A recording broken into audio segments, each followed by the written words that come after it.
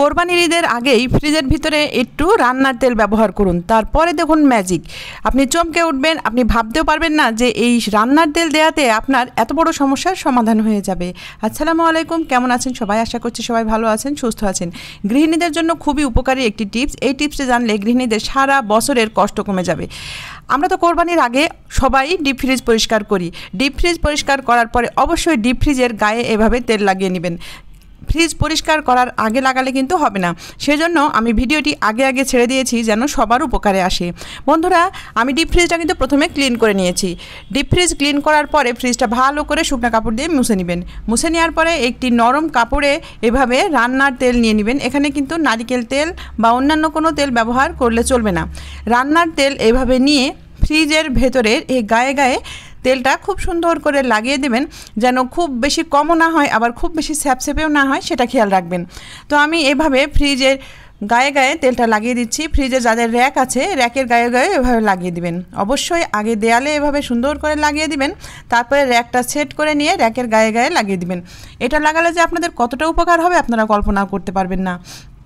বিদ্যুৎ বিলও যেমন আপনাদের কম আসবে, সেই সাথে আপনাদের যে বড় সমস্যা সৃষ্টি হয় সেই সমস্যা থেকেও কিন্তু সমাধান পেয়ে যাবেন। এখন সমস্যাগুলো কি আর তার সমাধান কি সেটাও বলে দিচ্ছি। দেখুন বন্ধুরা, আমরা ফ্রিজে যখন কোনো খাবার রাখি, দেখা যায় ফ্রিজে অতিরিক্ত বরফ জমে। অতিরিক্ত বরফ জমার কারণেই কিন্তু ফ্রিজের খাবারগুলো পরবর্তীতে বের করতে খুব কষ্ট হয়ে যায়। মাছ হোক মাংস হোক, সেটা এমনভাবে লেগে যায় যে পরবর্তীতে ফ্রিজ অফ করে কোনো কিছু দিয়ে গোতাগুতি করে কিন্তু সেটা তুলতে হয়। এটা কিন্তু ফ্রিজের বড়সড় ক্ষতি হয়ে যায়। অনেক সময় দেখা যায় ফ্রিজের বডি ফেটেও যায়। তো আপনারা এভাবে ফ্রিজটা পরিষ্কার করে ফ্রিজের গায়ে তেল লাগিয়ে দিবেন। আর দেখুন, আমি এভাবে র্যাকটাও সেট করে নিচ্ছি, র্যাকটার গায়েও কিন্তু তেল লাগিয়ে নিচ্ছি। তেল লাগিয়ে নিলে যেটা হবে, আপনি যখন এখানে মাছ মাংসর প্যাকেট রাখবেন তখন কিন্তু ফ্রিজের গায়ে শক্ত হয়ে লেগে যাবে না। আর এক্সট্রা বরফও জমবে কম। এক্সট্রা বরফ কম জমলে আপনার এক্সট্রা কিন্তু বিদ্যুৎ বিলও কম আসবে। তাই আপনারা শুধুমাত্র রান্নার তেল দিয়ে কিন্তু এই বড় সমস্যার সমাধান খুব সহজেই করে নিতে পারবেন। তো দেখুন, আমি এই র্যাকটাও সেট করেছি আর ফ্রিজের গায়ে এভাবে তেলটা লাগিয়ে দিয়েছি, সাথে র্যাকের গায়েও লাগিয়ে দিয়েছি। তো কোরবানির আগে ফ্রিজ পরিষ্কার করার পরে অবশ্যই এই ছোট্ট কাজটি করে নেবেন। দেখুন, আমি এমনভাবে তেল লাগিয়েছি, খুব বেশি স্যাপস্যাপে হয়নি, আবার খুব বেশি যে কম লাগিয়েছি তাও না।